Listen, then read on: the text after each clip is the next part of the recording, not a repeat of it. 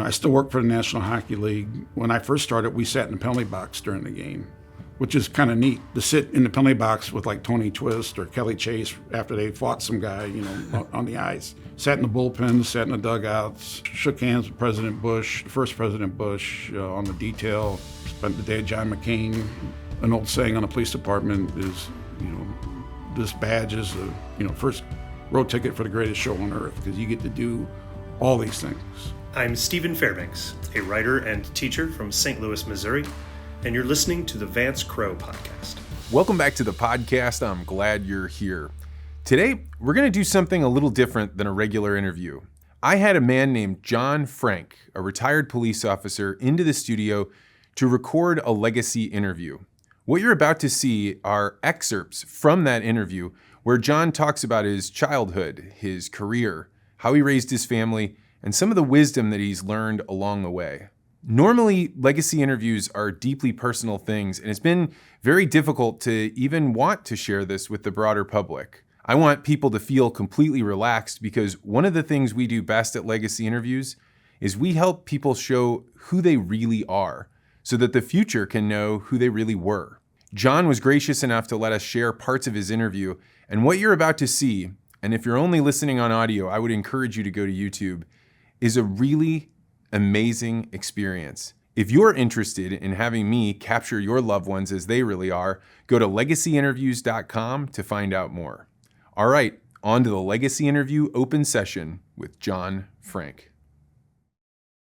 To start off, would you say and spell your full name? John Frank, Johnfrank. And where are the Franks from?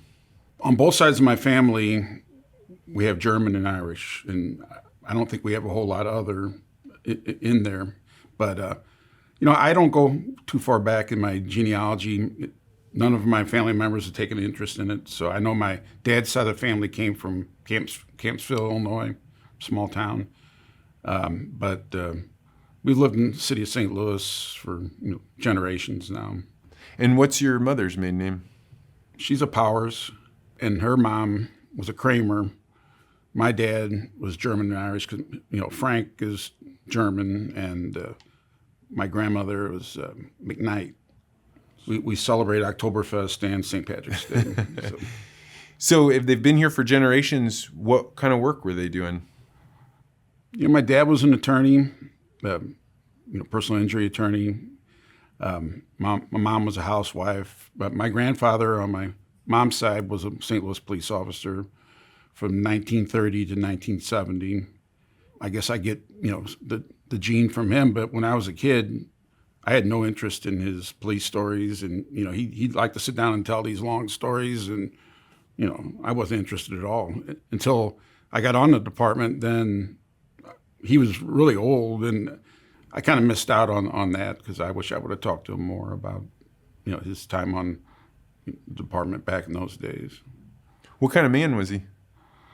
He was a tough, Irish cop. He was a hard-headed. He never got promoted, even though he was on for 40 years. And he would, he'd admit, if he thought something wasn't right, he would stand up and speak his mind. And later, my dad became a police commissioner, which was appointed by the governor back then.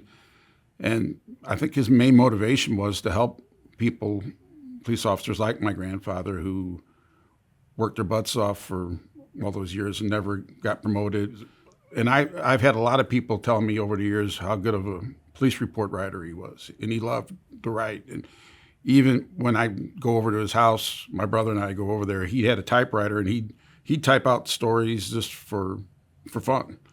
He was a really good storyteller, really good writer, but they would put young coppers with him to learn, to teach them how to write good police reports. Young coppers, right? That's a term that hasn't been used in a while. What did a cop do back then? How was it different than now? Back then, they were more centered on walking a beat. They didn't have miniature radios back then. The technology wasn't even there. They had the call boxes, but you walked the beat, and you knew everybody on your beat. And I remember my grandfather saying, back then they only had 2 days off a month, and no vacation. So basically you got 24 days off a year. And I asked him one time, I said, wasn't that kind of hard, or didn't that kind of suck, only having 2 days off a month? And he's like, you didn't want to be off because you didn't want to miss anything. And two, he had a fairly large family, and cops didn't make any money back then, hardly. But on your beat, there would be a butcher that would give you a roast to take home, and the clothier would give you a suit. You would get these things from all these business owners on your beat, which helped supplement your income. And you want to be off because you didn't want some other guy, fill-in guy, getting your hat or your pot roast. But there was a lot more cops. There was a lot more, probably a lot less crime. It seems like they even had a little bit more fun back then because they had time to get out and meet people and get to know the neighbors on the beat. We tried to do that when I was on. We were in the Housing Authority unit, which was a new unit that had 4 public housing complexes, and we walked every day. And it was because if you're a bad guy, you can see a police car coming 3 blocks away. If we park in an alley and walk through a gangway, they don't see you coming. But the neighbors see you walking around, it makes them feel better. And you get to use all your senses. Not only do you see things, you smell things, you hear things. You can know a lot more what's going on. Hear dogs barking, maybe that indicate a prowler in the neighborhood or whatever. But I know they don't have enough officers now to where they can walk a beat like my grandfather did, and they're busy handling calls. But I wish they would get back to it. And if they do get to the point where they have extra officers, let them walk the streets. Let them meet some of the neighbors. Let them get to know some of the business owners. I think it's really important, as far as that rapport, because a lot of people don't call the police because they don't trust the police. Either they think they won't do anything, or they're afraid they're going to get in trouble, or somebody's going to find out they called. But once you have that, whatever level of trust, people are more apt to cooperate.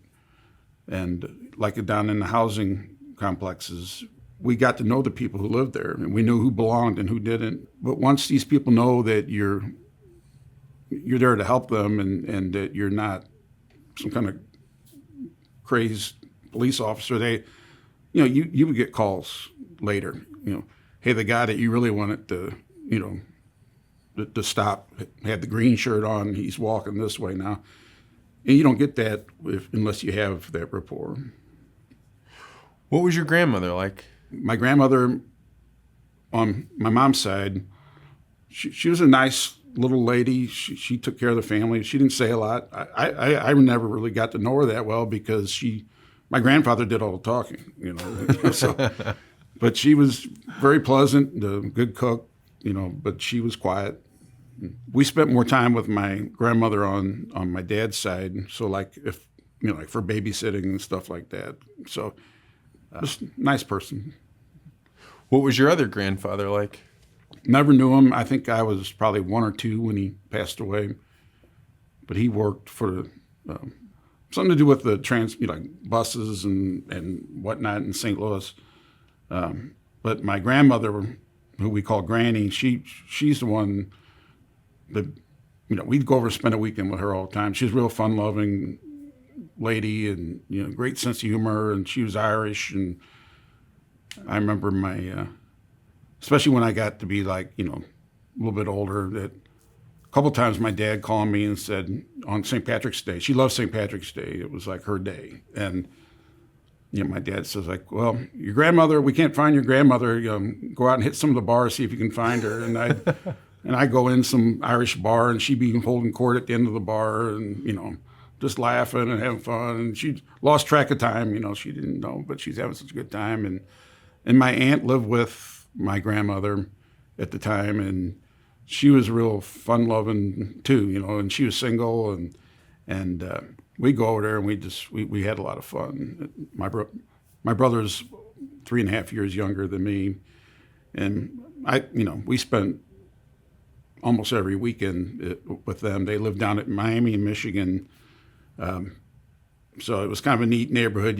Back then you could walk down to Chippewa Street, and they had confectionaries and little bakeries and butcher shops and stuff. It was neat. It was a nice.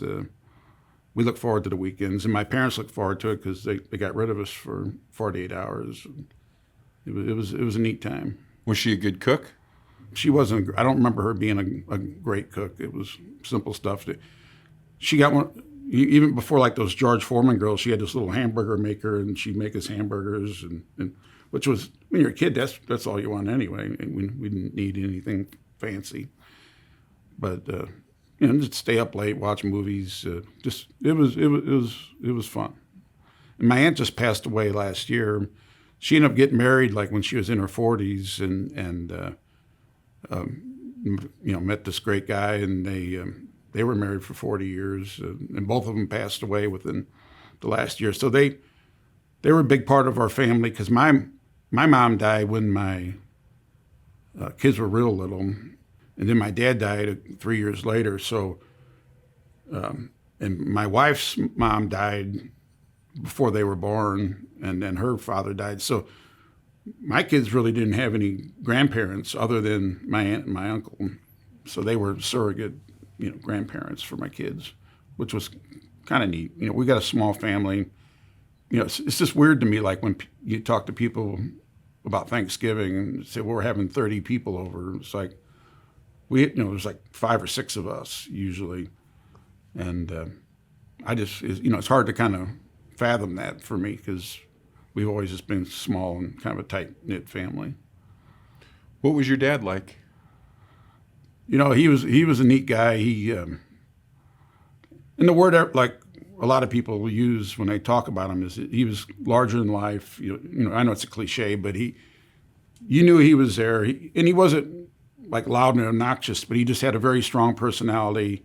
Like I said, he was a trial attorney, very successful, but he never moved out of South St. Louis. We grew up down around Francis Park, and all the other lawyers seemed to live out in West County or Ladue or whatever, but we stayed in the city, and my brother and I went to public school. And I think it was a neat part of our upbringing is, instead of going to a fancy private school, to go to a public school, because it was kind of a diverse group of people. But back then, you didn't think of it in those terms. It's just, that's Joe. Wherever Joe's from or whatever Joe looks like, Joe's this Joe. But it was a fun atmosphere. It was a safe atmosphere. We had great teachers, and I really think that helped. And a lot of us became cops, even though none of us ever talked about being policemen when we were in high school or grade school. But it was just kind of a natural progression for a lot of us. Why do you think your parents chose to go that route as opposed to the private school West County route? I think, my dad went to Roosevelt High School. My mom went to Cleveland High School. They were public, they always lived in the city. I lived in the city till I was 40, and I moved out just because my kids were little. And I was the opposite. I was like, I want to take my kids, and we went out to Wentzville area. And I just thought it was a safer place for them to grow up. But my dad was always, he liked living in the city. He liked, he always said that's where a lot of political power is. Not that he was a politician per se, but he did like to have some say. So just like being on the police board, and he was on the port commission for a while. He was on the stadium commission when they were trying to get a football team here, and he was part of all that negotiations of building the dome downtown, and going out to L.A. and luring the Rams here. He was a big part of that. So he was involved in the community, and I really think that he felt like he had more power, was more involved by living in the city rather than being in the county. So, what was your mom like? My mom was great. She was a housewife, but very good natured, very fun person. My dad was this big, larger than life figure, and she was just the calm, fun loving, just the counterweight, and but my dad did whatever my mom, told him to do, though, too, so it was, they had a great marriage. They had a lot of fun together. They traveled a lot, but they had parties at the house a lot. They had their friends over. We'd go to, nothing pretentious about them at all. My dad did, his one thing, we had just a normal St. Louis Hills house, nothing extravagant. He loved to work in the yard, and he won a couple like lawn and garden awards from the neighborhood. But his one extravagance is he won some big case, and he ended up going over to London, and he bought a Rolls Royce and had it shipped back, and that was his extravagance. And he had to have we had a 2-car garage. He had to have another, slot, built on, longer one, so he could pull his big Rolls Royce. And he only drove it, 8 or 10 times a year probably. But it was always a big deal, seeing Dad. Or he'd go to Ace Hardware in his Rolls Royce, and get a bag of mulch, and people would stop what they were doing to see it. But both my parents had a good sense of humor, and they were fun-loving people, fun to be around. And my mom and my dad were really good cooks, so we ate well. And what do you remember that they cooked? My dad liked to fry chicken. He liked to barbecue. My mom made more of the casseroles and the pot roasts and things like that. They always had a big corned beef and cabbage. St. Patrick's Day, as you can tell, still is a big deal in our family. And I always say St. Patrick's Day it's the only day of the year it's cool to have red hair too, because everybody loves a redhead guy on St. Patrick's Day. But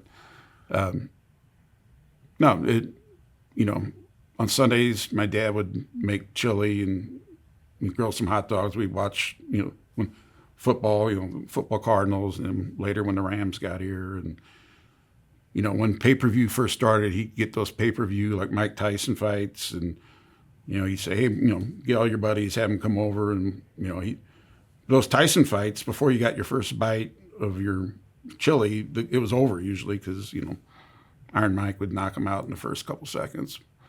But it was just great memories, and my friends always seemed to love my dad because he was down to earth, and he'd sit there and talk to them and ask them about their jobs or their girlfriends or whatever.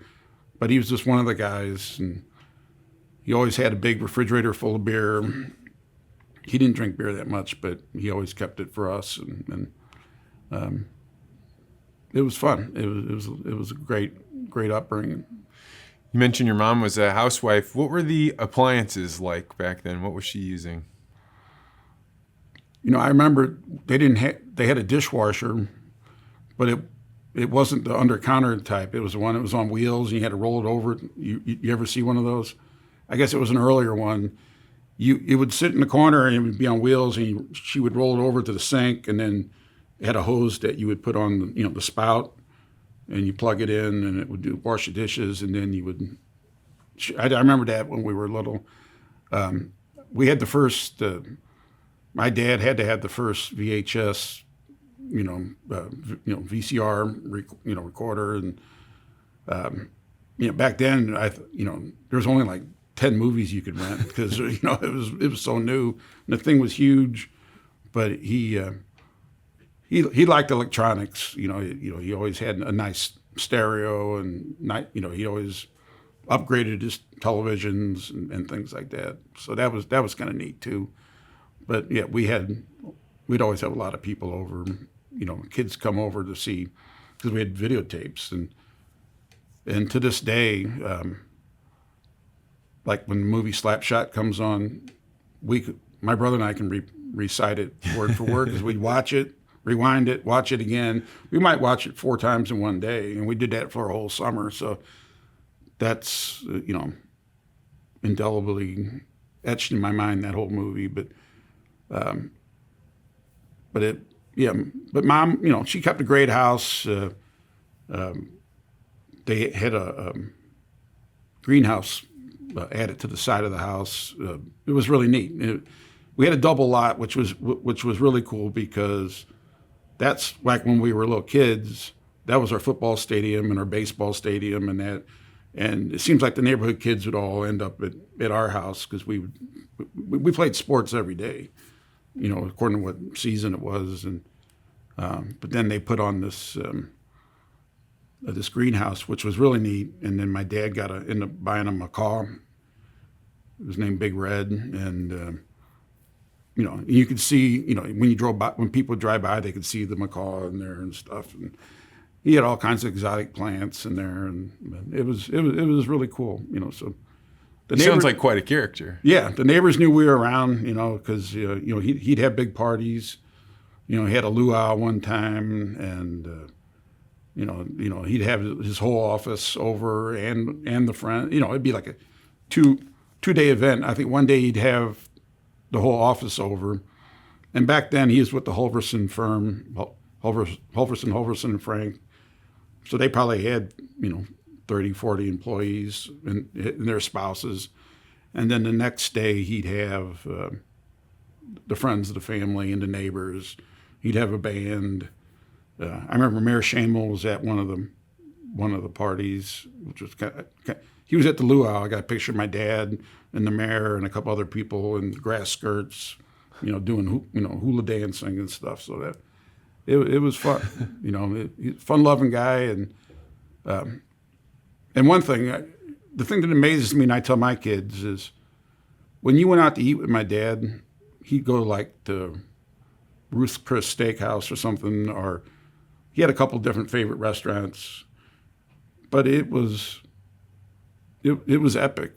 I mean, you met at his house, and for drinks beforehand, and then you sit there for a while and talk, and then we get in the car, we drive to the restaurant, and then he would get furious if they try to take your order too soon, because you had to have 2 or 3 cocktails before, and then he'd order the appetizers and more cocktails, and then finally you're there like 2 hours, and now you're ordering dinner, and then he had to order wine with dinner, and then you ate these huge meals, and then he would order like a Black Russian or a White Russian after dinner, and then look at the dessert menu. Then you go, you get done there, and he'd buy people at other tables drinks, and you knew everybody in the restaurant by the time you left. And then you go home, then you go back to his house, and then have another beer or something before you went home. And luckily, at one point, we lived right next door to my parents, so that made it a little bit easier. Same thing with lunch. You go to lunch at 11:30. Lunch would be over at 5. So he was, and he'd talk to anybody, and he was like a great storyteller and just a gregarious guy, but down to earth. And I remember when he died, a lot of the people who showed up at the funeral home were like busboys and that from these restaurants he would go to, because he would tip them real well, if they kept his water glass full, and he was a down to earth guy. He never lost that South Side kind of everyday guy persona. If you drove by there on a Sunday, he'd be out there in his, with his headband on, digging a hole, planting something, working in his yard.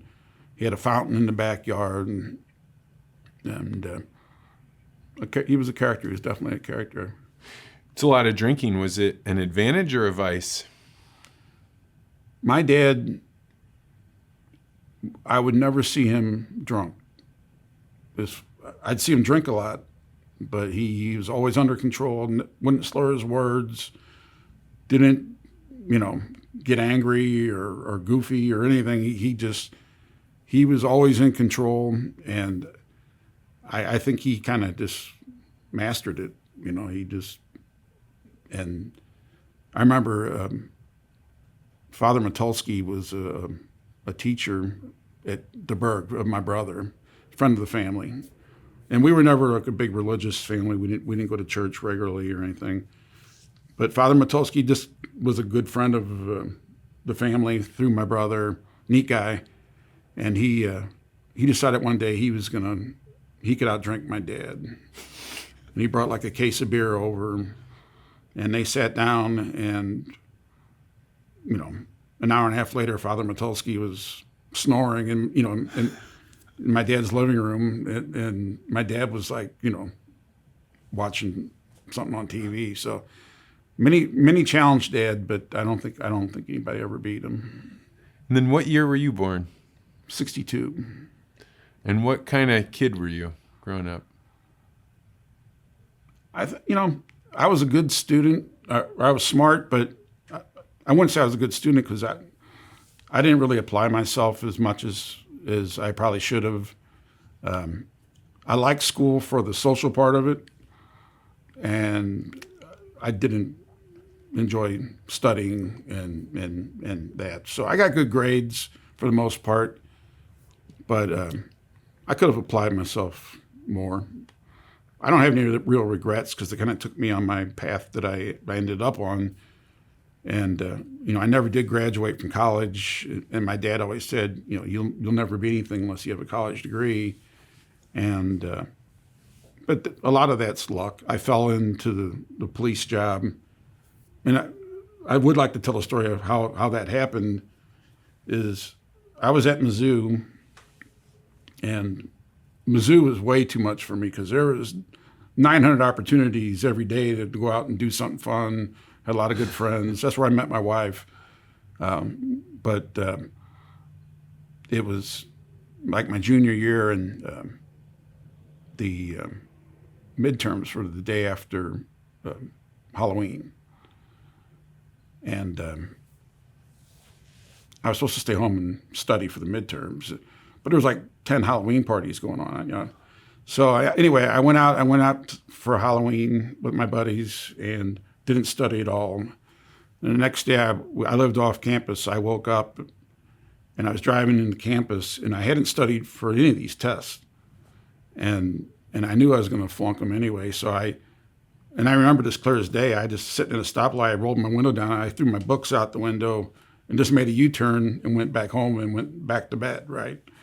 Well, I ended up staying there for the rest of the semester, and I live with my brother, and he's an attorney now, my brother Joe. And Joe got straight A. Joe never had anything less than an A, I don't think ever.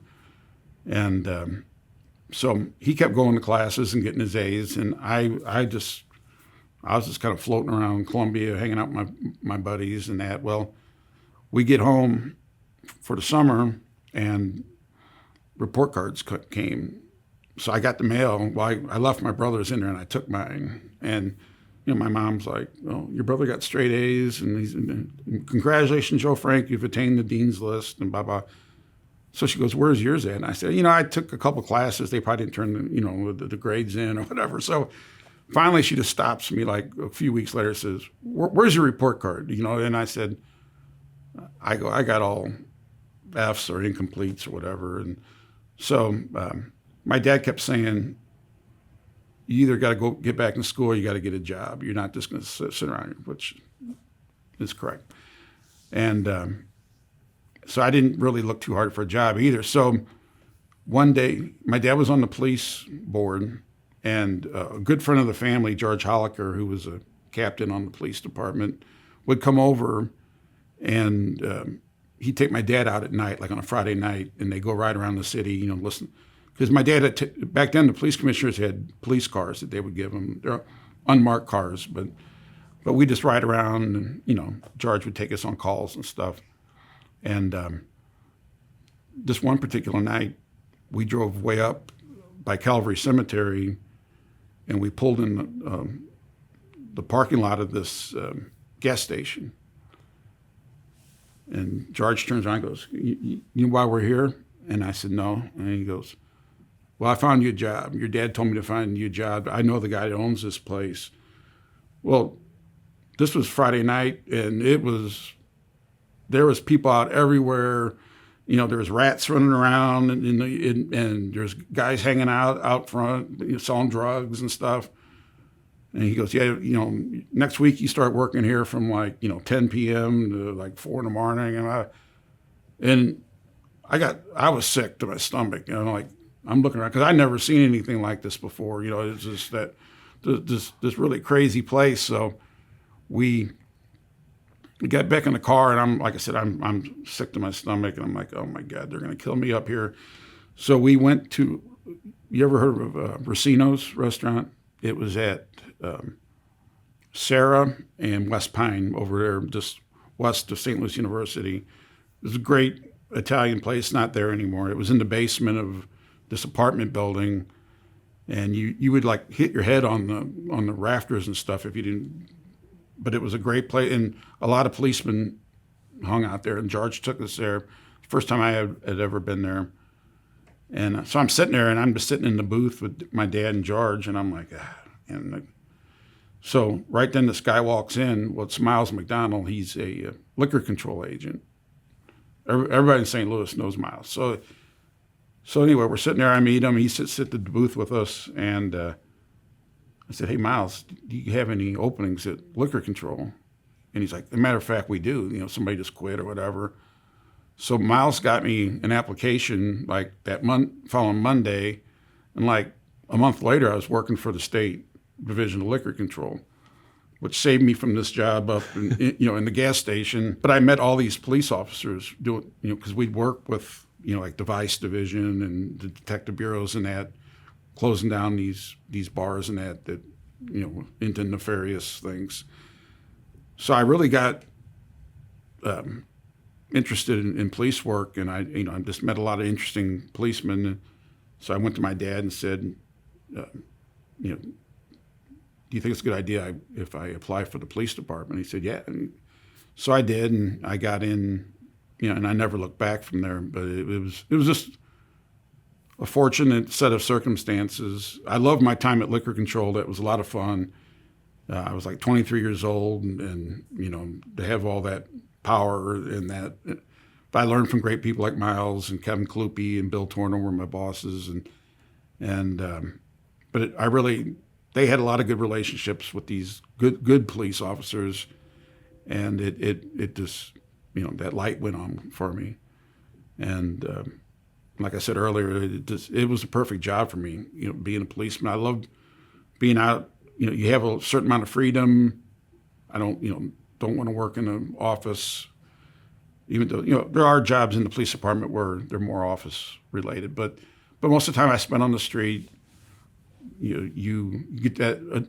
You become, a lot of us become adrenaline junkies. So several times a week, you get where you really get everything gets call for a hold up in progress or something like that, or shooting, and you get that adrenaline rush.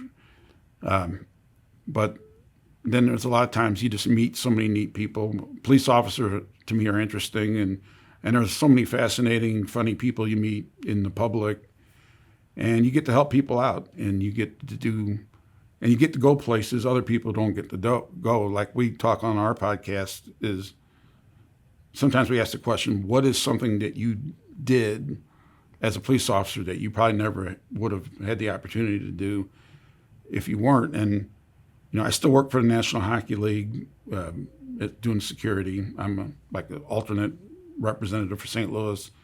But back at when I first started, we sat in the penalty box during the game, which is kind of neat. To sit in the penalty box with Tony Twist or Kelly Chase after they fought some guy, on the ice, and then they sit around and talk to you like, how's your day going? It's well, not as exciting as yours, but I've worked the baseball games. My last day wearing a uniform, I was in the Cardinals dugout, working secondary, and they played the Cubs on a Sunday, and Jerry Lashak put me in the dugout, just because it was my last day. But sat in the bullpen, sat in the dugouts, shook hands with President Bush, the first President Bush, on the detail. Spent the day with Billy Graham, protecting him. Jesse Jackson. Spent the day with John McCain, which was really neat. got to do a lot of things, see a lot, go backstage at the Fox, during a show, stuff that people don't, like I said, don't get to do all that. Maybe you get the chance to do one or two of those things. An old saying on a police department is, this badge is the, first road ticket for the greatest show on earth, because you get to do all these things. Driving 100 miles an hour down Kings Highway is, pretty adrenaline pumping. And back when I first came on, they didn't have as many restrictions on chasing cars as they do now. I personally have my own restrictions on it, because it's terrifying, but the thing is, the end doesn't always justify the means, especially if somebody gets hurt. Some innocent person gets T-boned by a, fleeing felon. It's not worth it. Sometimes you can catch these people, the offenders in another way.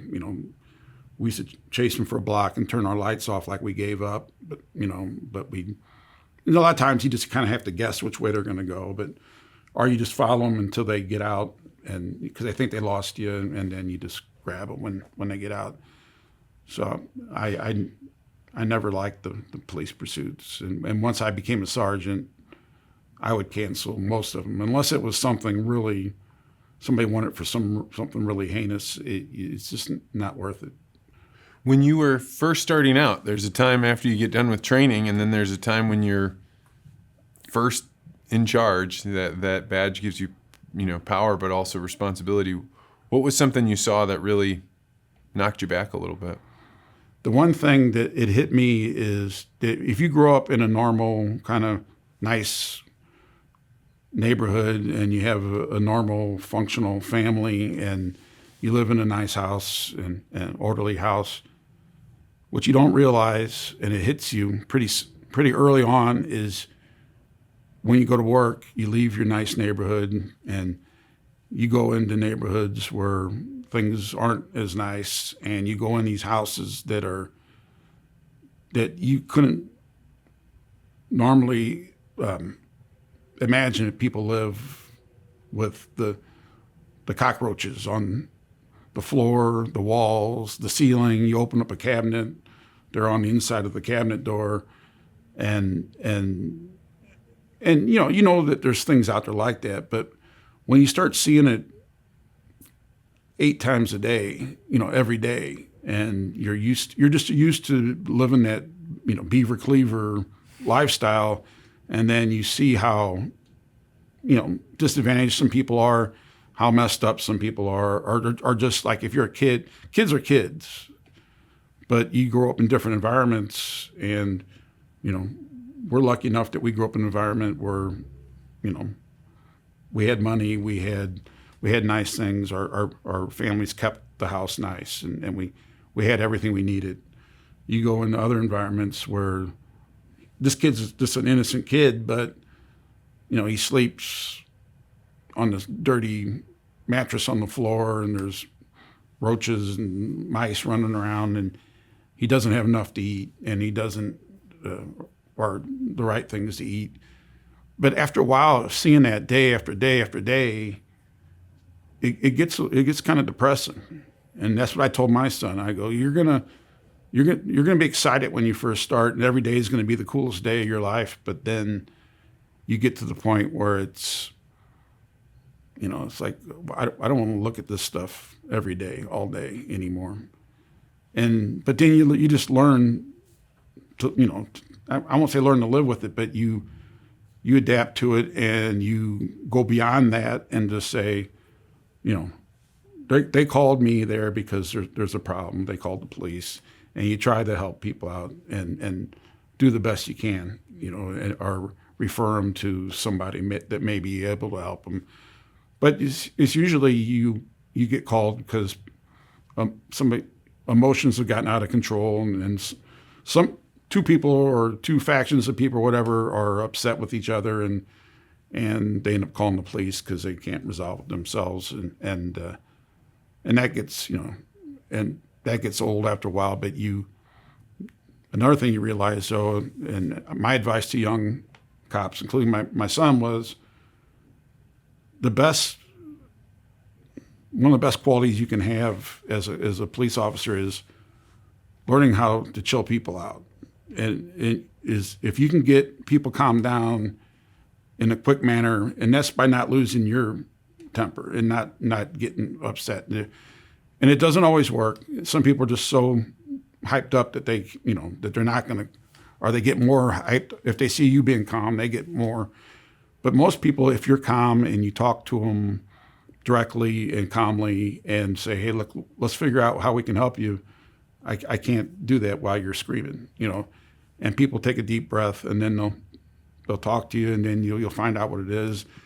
And then, you leave, and hopefully everybody is, calm, and if somebody needs to go with you, if you find out, some kid assaulted his mom and she wants him locked up, well, then you take him with you. But and sometimes you have to calm your partner down. Sometimes you have to calm other officers down. It's a part of police work. There's a lot of things you learn in the academy that you can't, you can learn the laws and the rules and regulations and certain skills, but most of it you have to learn by doing it.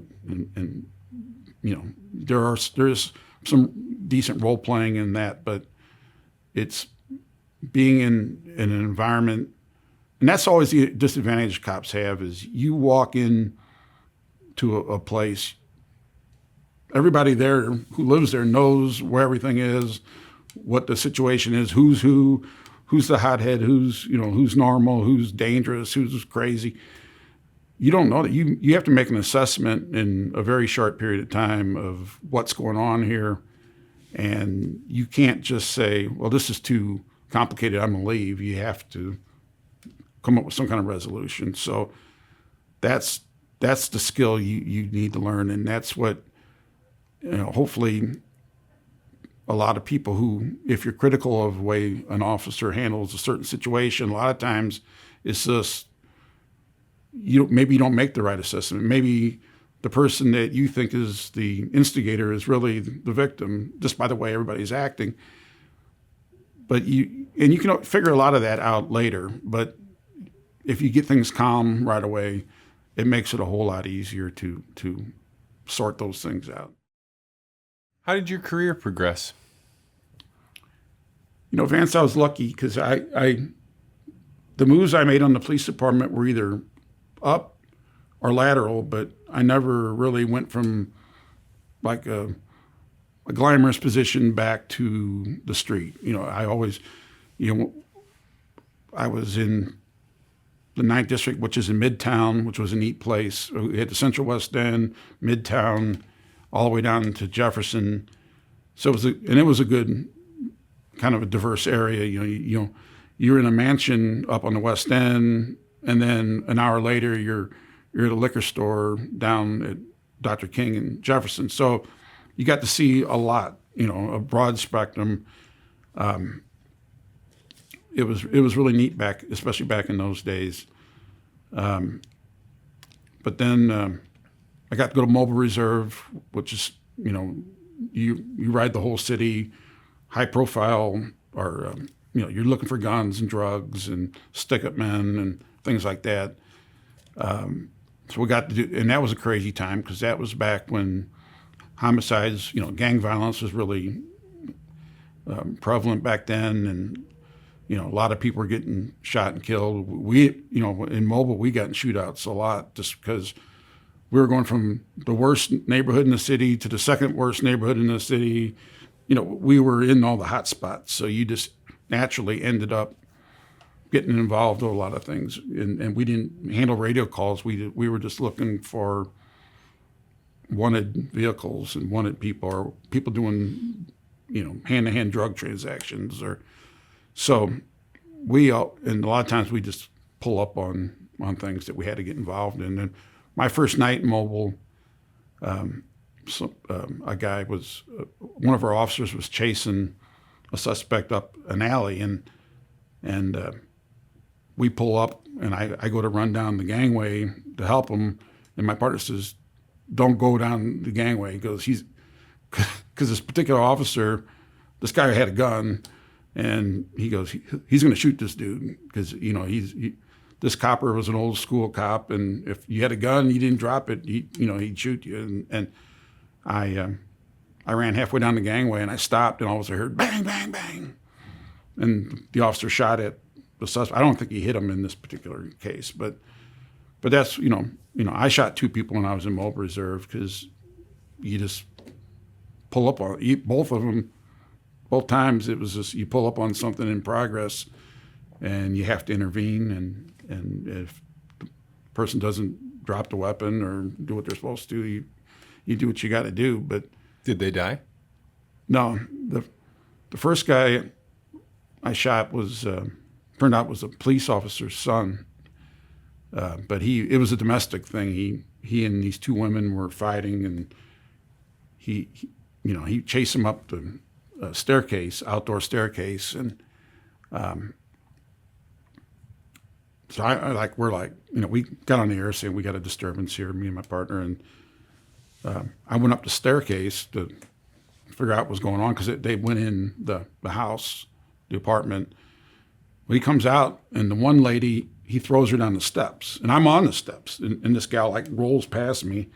Then here comes the second gal, he throws her down the steps, and she rolls past me. So now it's like, well, this is pretty serious, and so he's out there and he's screaming at me, and he didn't have a gun on him, but he looks down and he pulls out this on the ground with a claw hammer, and I'm like 4 steps down from him, and I said, "Hey man, drop the hammer," and he's like, "I ain't dropping the hammer. He goes, I'm gonna kill you." And I said, "Drop the hammer." And my partner, it happened so quick, my partner's still like getting out of the car, and so he just said, he's looking at me he's got this hammer and he's frothing at the mouth. I mean, the guy's out of control. And it turns out he was on drugs, obviously, and he pulled that hammer back and started to, throw it at me. And I said, all I could see was this hammer sticking out of my forehead. And I said, "No, screw that." And I shot him, and he fell off the balcony, and he lived. Luckily, he lived, and I called his father the next day. I said I didn't apologize because I wasn't sorry I did it because it was either me or him, and he says, "Nah, I'm just glad my son's still alive, and he's we're going to get him help. We got to get him off that. He's on drugs." And the homicide detectives came to. They handle the police shootings, and there was a couple, hardcore-looking gang member-looking guys across the street, and they waved this homicide detective over, and I'm thinking, like, oh, these guys are going to make up a bunch of crap that I shot the guy for no reason or whatever. And the detective talked to him and took down some stuff, and he came back over and said, "Those 2 guys," I go, "What do those guys say?" He said, "Well," they said, "Hey, man, we don't like the police, but that officer had no choice but to shoot that guy." So that kind of gave me some faith, that it was such a bad situation that even these guys who don't particularly like police officers, they voluntarily came forward and made a statement. Then the second time I shot a guy, it was like 7 months later, not too far from where this one happened, and it was just a call for a bunch of guys in the alleyway with guns. And the 7th District got the call. We didn't get the call, but we were right there, so we stopped. And every police shooting I was involved in, and I've been involved with where my partner shot somebody and I didn't shoot, but it was every one of them was when we separated. And we were, like, on the first one, my partner was there, but he just wasn't with me. He hadn't gotten around there. The other 2 times is like on the second one, my second shooting, there was a cut through. It was on Page Avenue, like west of Union, and they have those long like double blocks. They have like a walkway that goes through the block. We can go across the alley, and my partner lets me out, and he was going to go around to the other side. And the district coppers were coming from the next street over, Well, I'm looking, and there's like 6 guys out there, and they all got guns. They're like showing them to each other. And so it's like, all right, well, they see the police car pull up. Well, everybody starts going, scooting, going different ways. Well, the one guy came down my gangway, and he didn't see me. I was around the corner, and when he came up, I grabbed him. I said, "You got a gun on you?" He says, "Yes, sir. I got one in my jacket pocket." And so I went to get it. It was like a Letterman's jacket, type of jacket. Well, he wasn't fighting me or anything, but he was, but the gun was caught in the lining of this ratty old jacket, and I couldn't get it out. So I said, "Hey, get down on the ground. I'm going to handcuff you, and I'm going to get this out." He's cooperating. Well, right then I hear boom, and I look up, and here comes this guy running at me with a gun, and I'm on top of this guy trying to get this gun out of his pocket. And I had holstered my gun because I needed both hands, and he was handcuffed. I wasn't worried about it. Well, this guy is running. At first, he doesn't see me because I'm on the ground with this guy, and the guy's running, and all of a sudden, the last second, he sees me, and he comes up and click, and I get my gun out. And you would think it was like from me to you in this gangway. The first 2 shots I shot, I missed them. I guess because I was still pulling my gun. But then the next shot, I hit him, and I think I hit him in the elbow. But normally you'd think point blank range, you can't miss. You can miss from point blank range. And plus I still got the guy I'm kneeling on who's got a gun in his pocket. Luckily he was handcuffed. But same thing, it happened in a flash. And the guy shot, he fell down. He dropped the gun in the street because there was steps going down. He rolled down the steps, and then he popped up and ran across Page, ran through another gangway, and lost sight of him. And by then, my partner and the other 2 coppers, they heard the shots, and they came, and and we called for our sergeants and called for homicide, and we followed. Myself and one of the homicide sergeants followed the blood trail a couple blocks, and then it just stopped in an alley. So he must have gotten in a car, and somebody must have gave him a ride or something. And where did you go in your career after being in this pretty intense role? Well, after my second shooting, Chief Harmon thought that'd be a good idea for me to chill out a little bit, so he put me in the fugitive unit. Which one day I was up working in these bad neighborhoods. Next day I was driving to Greenville, Illinois to pick up a prisoner from the penitentiary, and it was so nice, just to be out there. It was a nice day, and we're driving through the countryside, and I really enjoyed doing that, picking up prisoners, because I learned how to talk to prisoners, because they're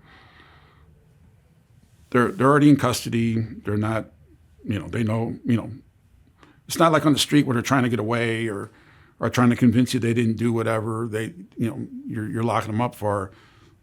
They were like, well, I'm being transported, because we picked up people who had warrants in St. Louis, felony warrants.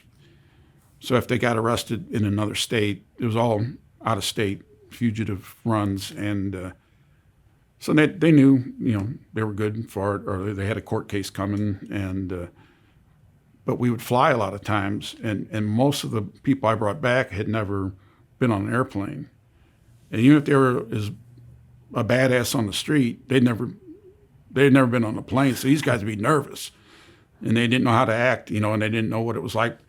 Plus, the first time you're being on an you're taking an airplane flight, you're in handcuffs. It's got to be kind of weird too, but these guys would talk because they were nervous, but you got to see, this guy's not just a rap sheet and a picture. It's a human being, because you don't get a chance to converse with the bad guys on the street. Usually you lock them up, you read them their rights, and they say, I don't have nothing to say. So you don't have conversations with them. And the last thing, if you're a drug dealer or something, what you want to do is stand on the corner and talk to a cop. So. But when you had them in custody, they're calm, they're sober, they know that there's no way they're going to get away or whatever. they tell you all kinds of stuff about where people in the neighborhood, keep their drugs or hide their guns and stuff. So it was a really neat experience. And then I went from there to the FAST unit, which was where we went out and looked for fugitives locally. And then I ended up in intelligence eventually. I was in a violent crime task force during that time too, which was a new unit at the time. It was it was a temporary unit pretty much, but we made a lot of good arrests. Went to intelligence. That's where I got to do a lot of the cool stuff, like with the guarding, dignitaries and things like that. But we did a lot of corruption cases. We did gangs. We did public corruption. We did a lot of details like that. How'd you meet your wife? Just at Mizzou in the dorm. She lived a floor below me, and we hung around. It was like boys' floor, girls' floor, boys' floor. And the floor that she lived on, our floor kind of hung out with that, a lot of the gals on that floor. And we just met at a get-together, like on a Friday night or something. And What attracted you to her? very attractive, but she just had a really cool demeanor about her. I don't like real loud, boisterous people, and then I also don't prefer people like that don't say anything, or kind of wallflower people. So she just had a really cool demeanor, and she just you want to do something. She yeah, sure, let's do it. So it's worked all these years. How long after you were married did you have kids? We didn't get married. I was 29, she was 28. We dated all that time, and it was kind of off and on. There was times where we weren't dating, and it was a roller coaster ride. But we always got back together, And so finally, when I was 29, she was 28. We got married, and then we had our first son like the following year, and then my other son was born 2 years after that. Were you ready to be a dad? Yeah. By the time you're 30, I think it was time, and no, it's it's the best thing that's ever happened to me. How so? I'm really proud of my kids, both of them. But they were fun. It was fun raising them. They were always good kids. They never really got in trouble, or didn't talk back, or rebellious. Maybe a little bit here and there, but not really. But it's just fun watching them grow and being an influence on them. Do you see yourself in the boys?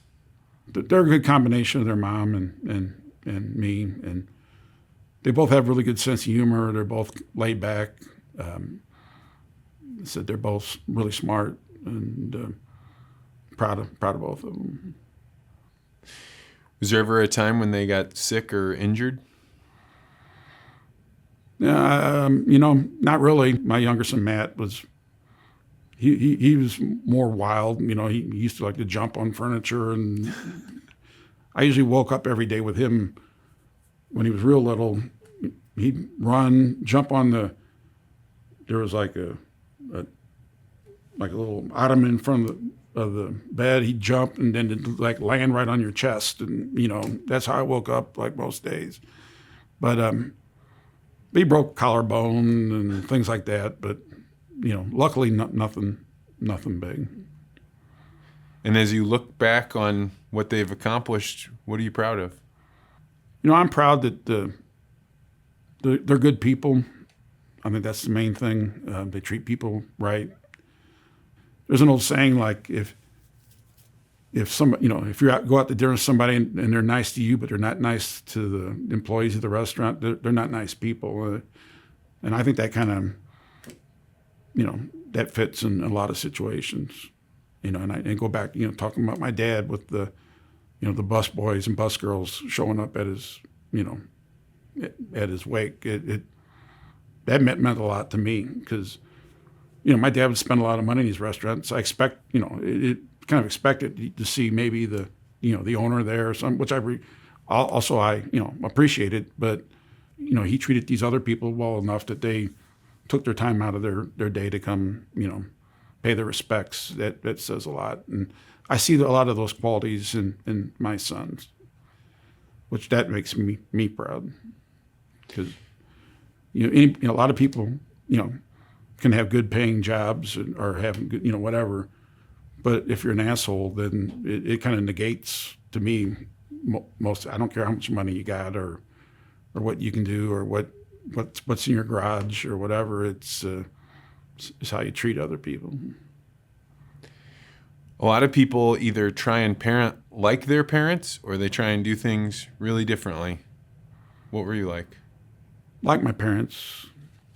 I think my dad would get more mad at us when we messed up. I tried not to show that.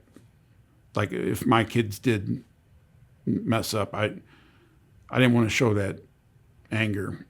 And I don't think it really even made me angry because nobody has a good day every day. How many years have you been with Chris? I guess we met 40 years ago. We've been married for 32. It's a long time. Yeah. What'd you learn about yourself being married that long? A lot of little things that we used to argue about or, used to get mad about or I'd stew about weren't that big a deal, and, Vance, I had a, kind of a revelation one day, but we had a defensive tactics class on the police department. And the whole point of this one exercise was if somebody runs at you, like charges at you, like they, aggressively, your natural instinct is to run up and try and hit them harder than they hit you. Well, what you end up doing is like you both get hurt, So, the instructor taught when somebody runs at you, what you do is you let them come to you and you take their body weight and force them down to the ground.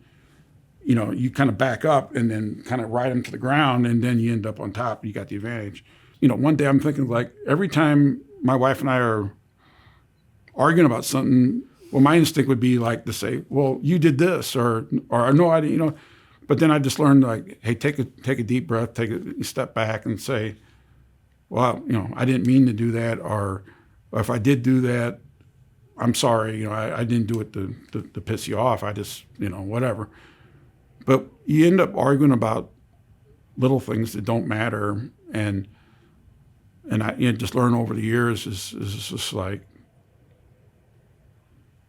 let the little things go, and it's all right if she's mad at me about something. It's something that may not be important to me, but it is important to her. If it's something small, it's like leaving a towel, on the whatever on the floor.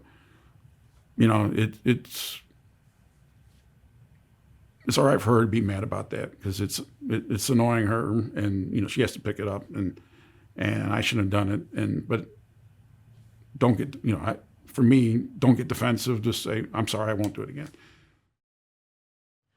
Let's move to the last segment. This is what we call the wisdom or legacy segment.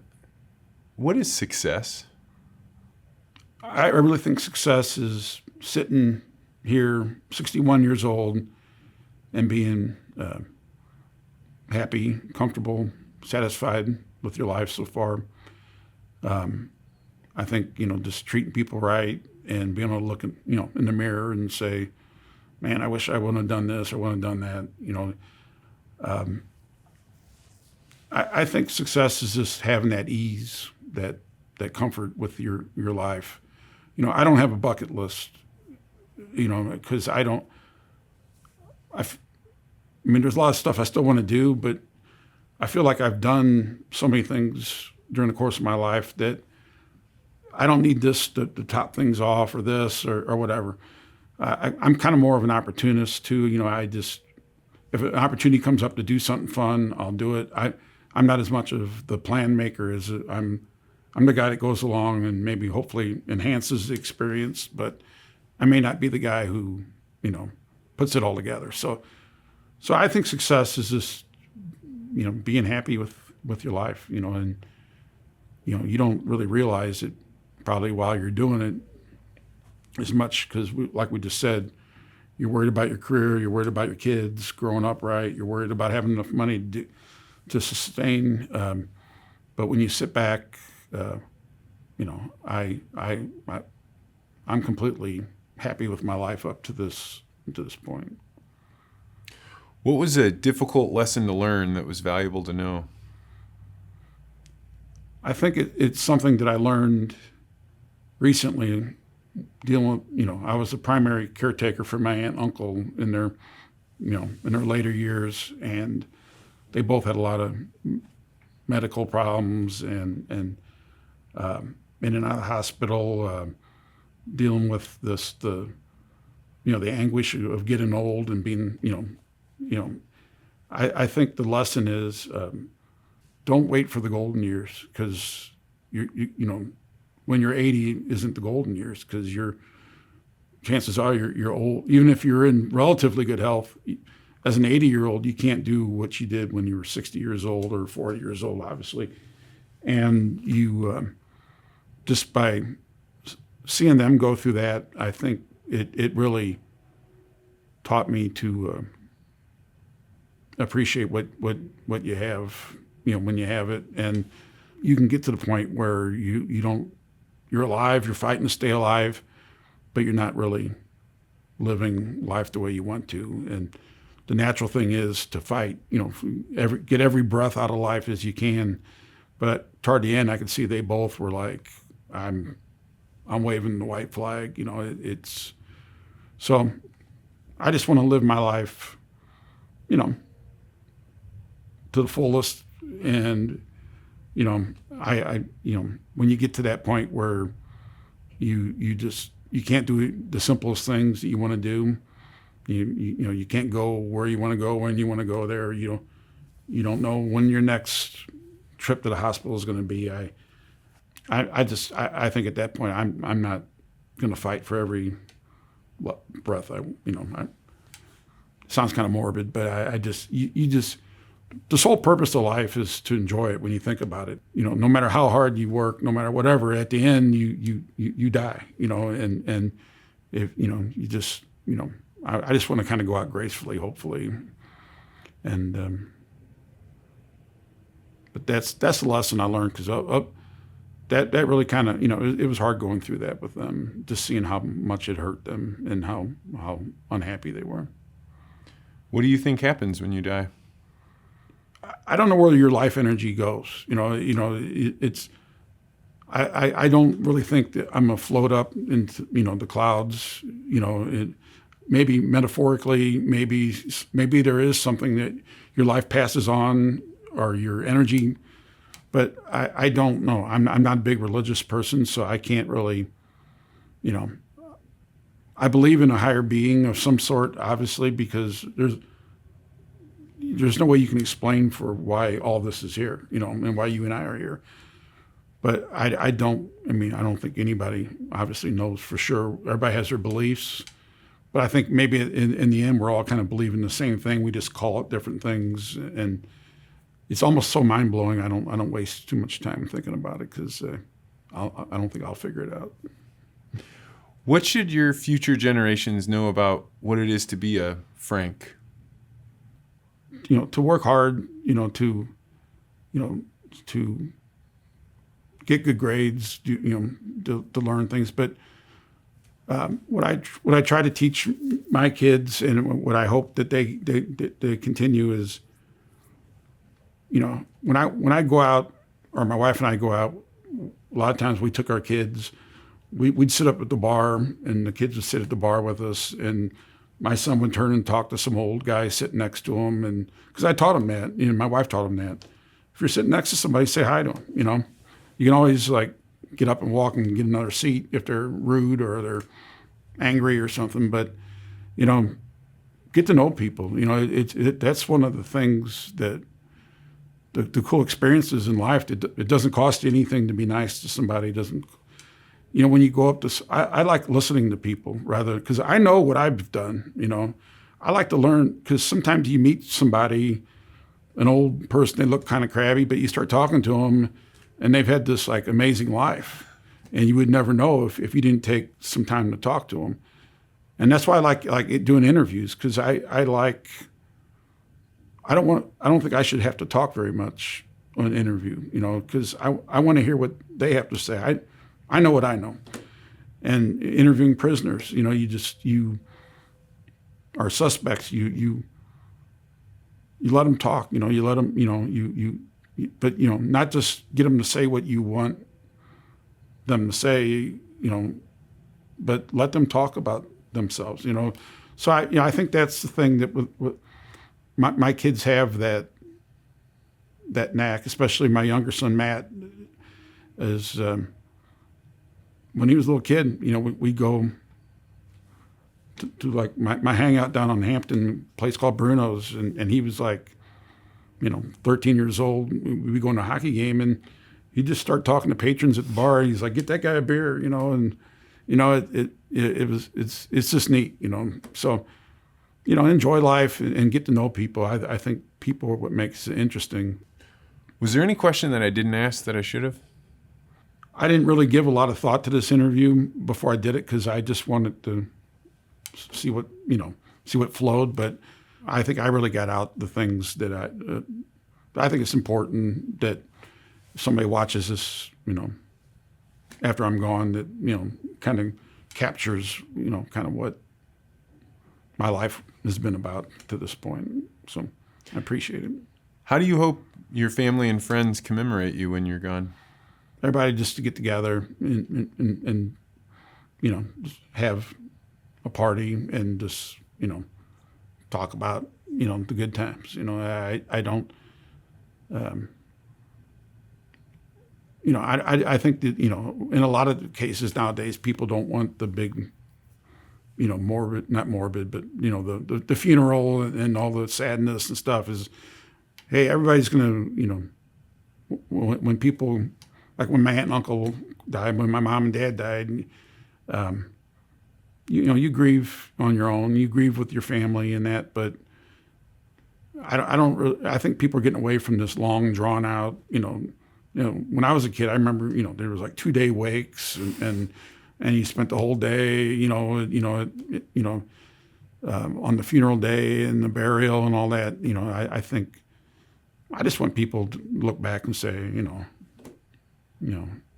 he was a fun guy to be around, or, whatever, he's a good friend, loyal friend. That means the most to me, I think. So maybe the last question, when was the last time you laughed really hard? Like I said, and that's the one thing about the police department. I laughed my ass off at least once a day, every day, because something funny happened either in the station. Policemen are funny. A lot of police officers are funny.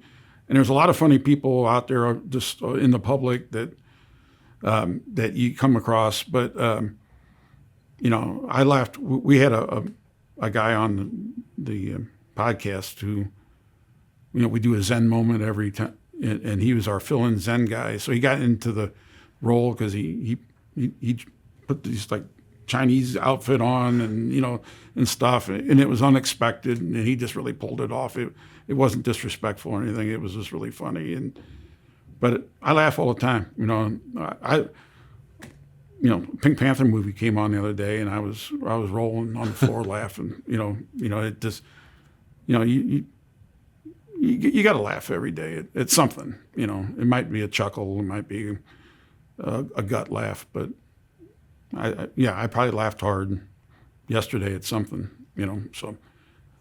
And I think that's the best medicine in the world. If you get good laughing every day, you'll be a lot better off, mentally, I think.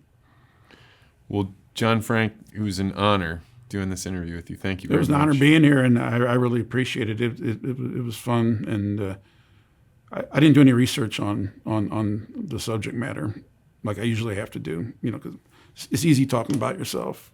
So I appreciate it, Vance. Well, before we go, tell everybody about your podcast and what you talk about and how it all works. It's called The Brighter Side of Blue.